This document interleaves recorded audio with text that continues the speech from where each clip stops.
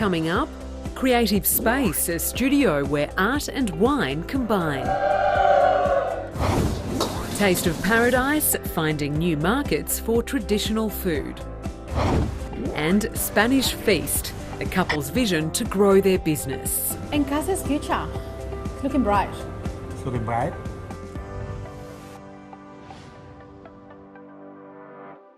Hello, I'm Sarah Arbo. Welcome to Small Business Secrets. Did you know that creative industries are a major driver of Australia's economic future, delivering more than $90 billion to the economy annually? There's a rising number of startups and innovators among 120,000 creative businesses, which employ more than 600,000 people, and jobs growth is 40% higher than the national average.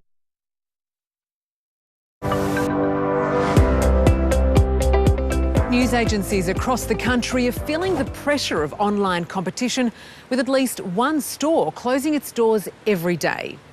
To celebrate Indigenous Business Month starting tomorrow, Sarah Dowling met a husband and wife team who transformed their struggling news agency into $1 million office supplies business.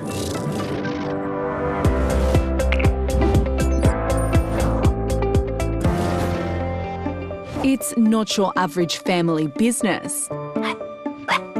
It's stationery with a story. Cultural Choice draws on the rich history of the Gamilaroi people. We had an elder do our logo to start with, and that was designed around Mark's background. The business has built a name for its Indigenous range of office supplies, providing stationery to government bodies and multinationals. That's our copy paper. The story behind that is about sustainability. But their path to success has been hard fought. The couple were forced to rethink their model after strong online competition almost put them out of business. We had a news agency, which we bought in Gosford in 2010. It was pretty clear after a couple of years that it was a difficult industry. Even the lotto was available, became online as well. So, the turnover really suffered. So we looked at that business to see how we could diversify and, use the online to our advantage. Building on already established suppliers, Mark and Jody opened a side business selling stationery. After about 18 months, we decided that we just had to close the news agency and walk away because Cultural Choice looked like it had good opportunities and was going to be a good business, but the news agency was just going to bring it down financially. And more recently, policy changes have provided business opportunities.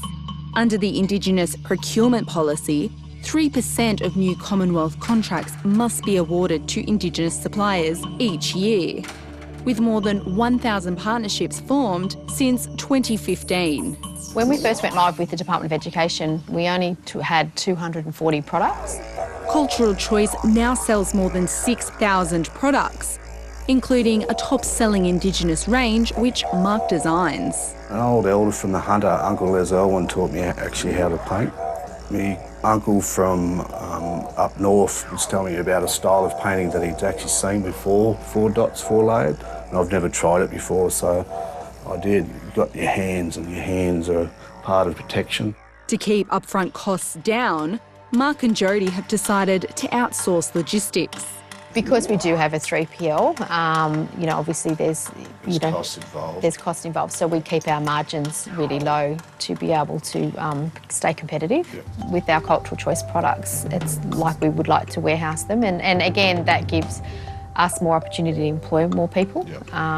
But do we want to have a warehouse with thousands of products? Probably not. You'd need a lot of money. Yeah, you never know. You'd have to win the lotto. The business is now experiencing strong growth, with an annual turnover of around $3 million.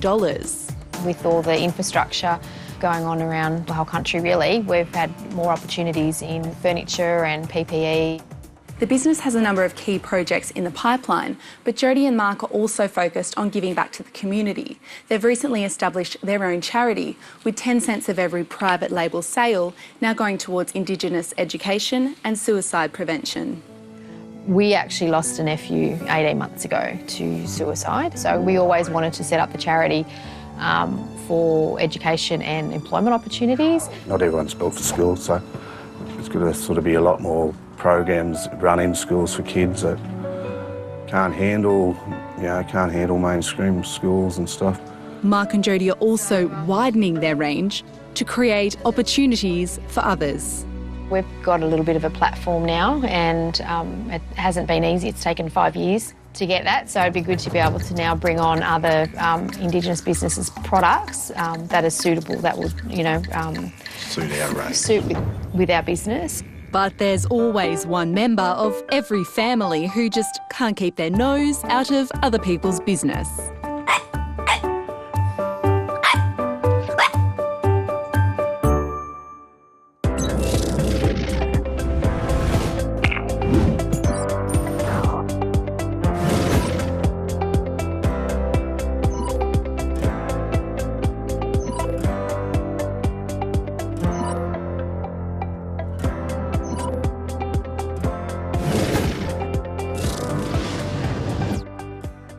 And now we check in with another Indigenous business success story. Dreamtime Tuka, started by Wiradjuri man Herb Smith.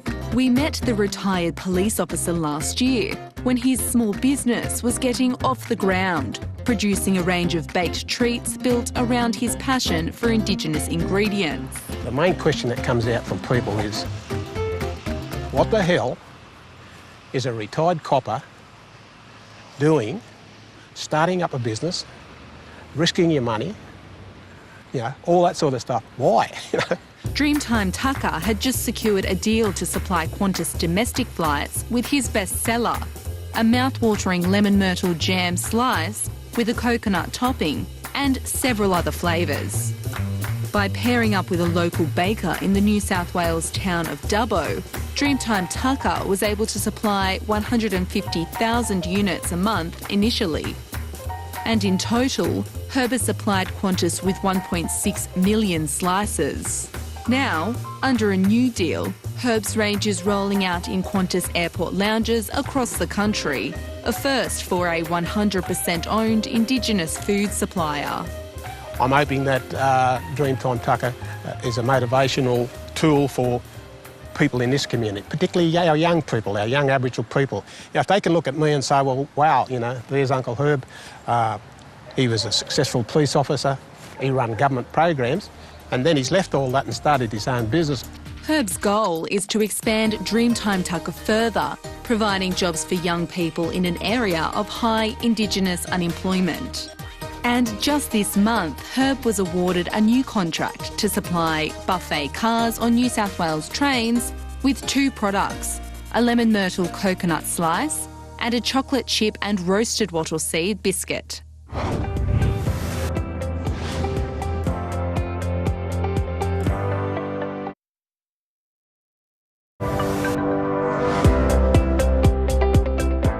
Next, we visit a Spanish tapas restaurant serving a range of traditional dishes.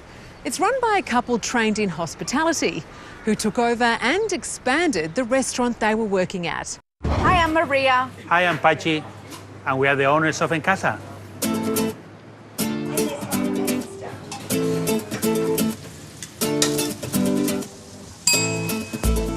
Encasa is like at home. That's what Encasa means, at home.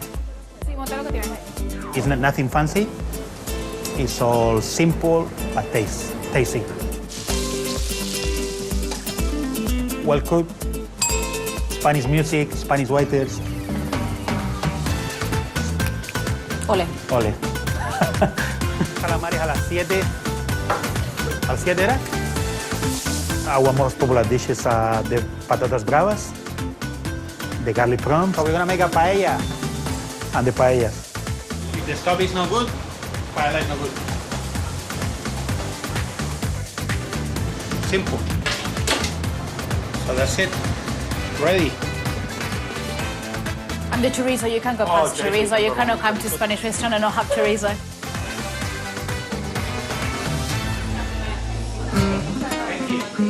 I come here I'm from Spain, from the Canary Islands.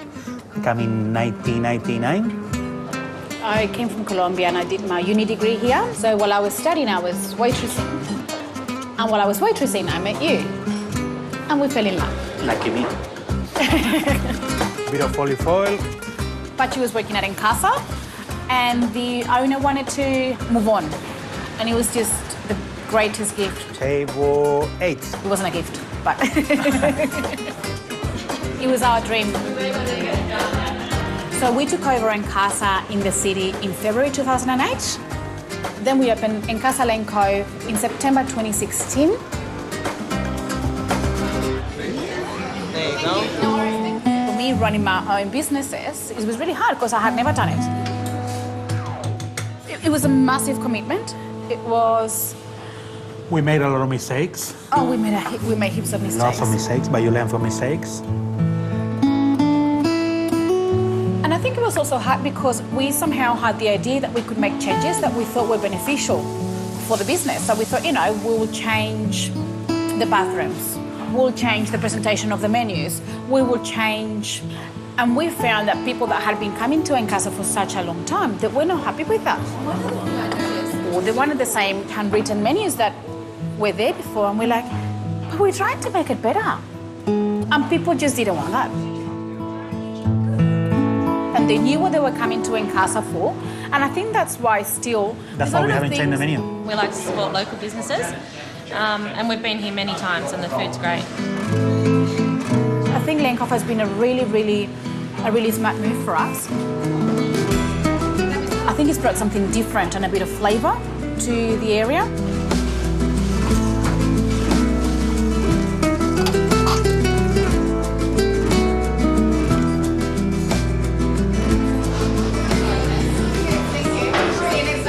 We're doing a lot of social media. I suppose it's getting the name and the product out there. You know, getting maybe some of these now social influencers to come and try and rave about it. So hopefully people, when people come across the brand, oh, Encasa, I've seen this before. How crispy they are. And we've also got 2 takeaway models where we do freshly baked baguettes. That's what we do for lunch. Pepito and chorizo baguettes, bocadillos. Beat it. Yeah, Maria. Encasa's future. It's looking bright. It's looking bright.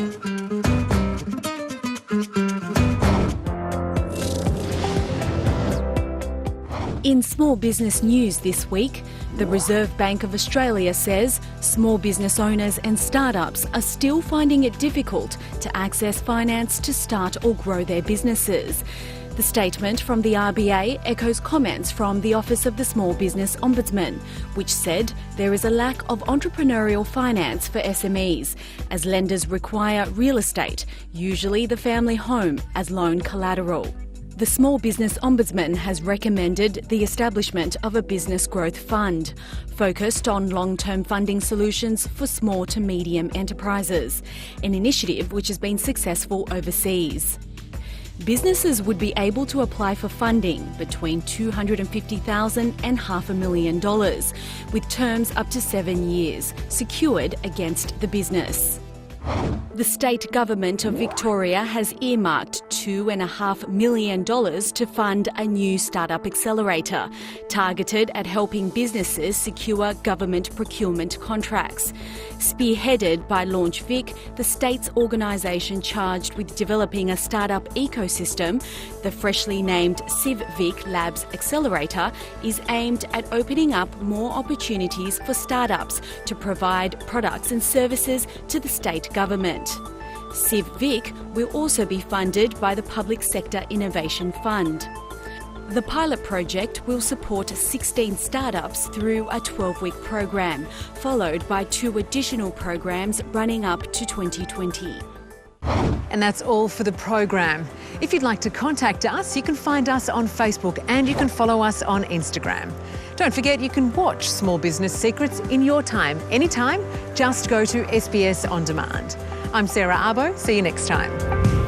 Next week on the program, a new approach to accessing mental health services and the secret to great miso. Small Business Secrets next Sunday at 7 a.m. and 5 p.m. on SBS.